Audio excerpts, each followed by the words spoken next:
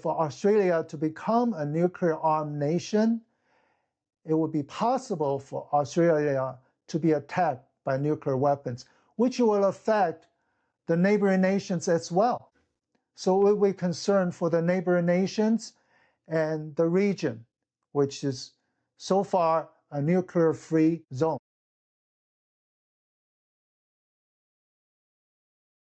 On July 6th, China launched a missile equipped with dummy warhead from a submarine near China's coast into the South Pacific Ocean, which is supposed to be a nuclear-free zone. Here's the reactions from the neighboring nations to this missile test. And we are very concerned about any actions which undermine the stability, the peace and security of the Pacific. We don't want to see increasing militarisation in our region. It militarises our region, it's inconsistent with Pacific values, and I think there's going to be quite a big pushback from the Pacific. The missile with a dummy warhead skirted northern Luzon in the Philippines and landed 7,000 kilometres away near Nauru and Tonga in the South Pacific nuclear-free zone.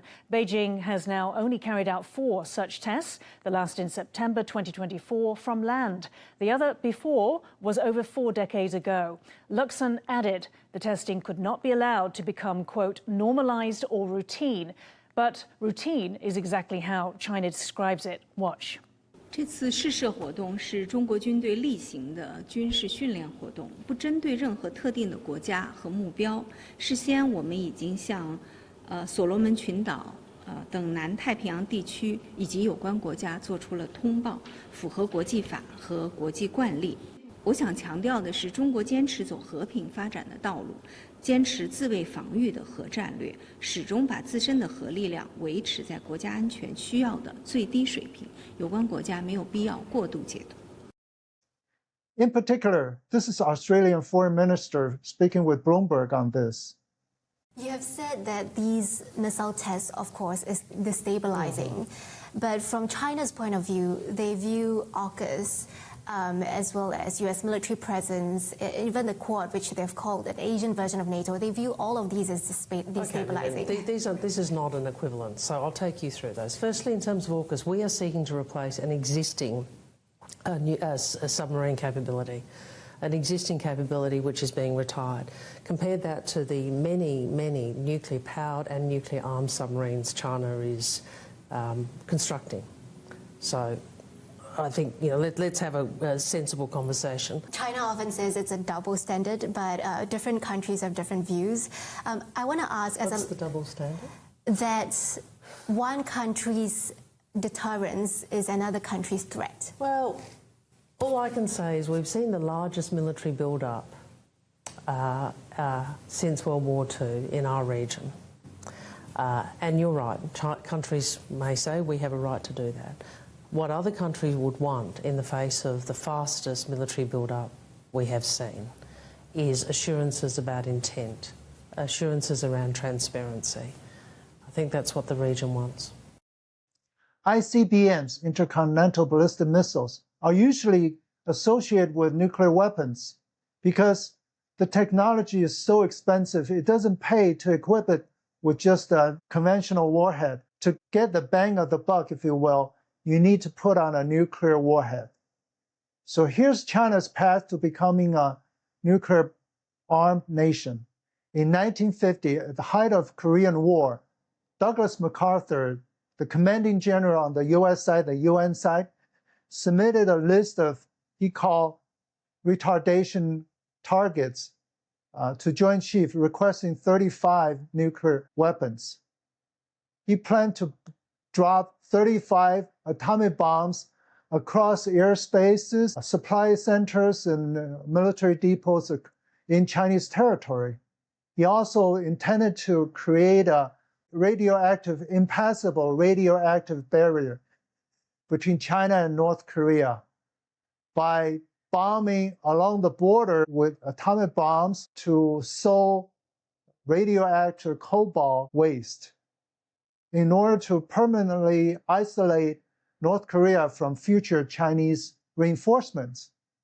That request was rejected by Harry Truman for fear of escalating the war into World War III involving the Soviet Union, which had its own nuclear weapon in 1948.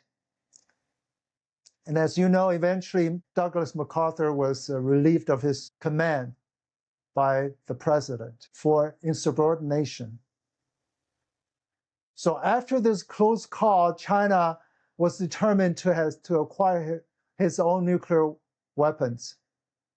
So in 1964, it has its first atomic bomb test. In 1966, it got its first weaponized missile, and in 67, the first hydrogen bomb.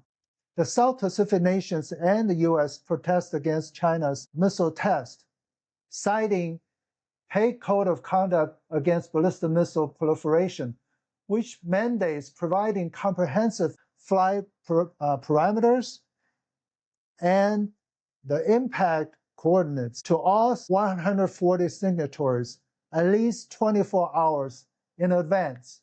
Because China is not a signatory, it claims its actions were fully compliant with international law and standard military practice. So people speculated maybe China's missile test is a show of force against some concurrent international events. The first one was the Ocean of Peace Alliance between Australia and Fiji, signed that same day, July 6th, to counter Beijing's growing policing and security influence among small Pacific Island nations. And the second one was the RIMPAC 2026 exercises. RIMPAC stands for Rim Pacific.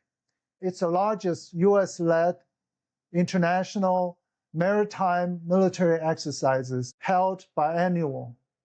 China actually participated in 2014 and 2016, but was disinvited in 2016 for its building up of the artificial islands in South China Sea equipped with missiles.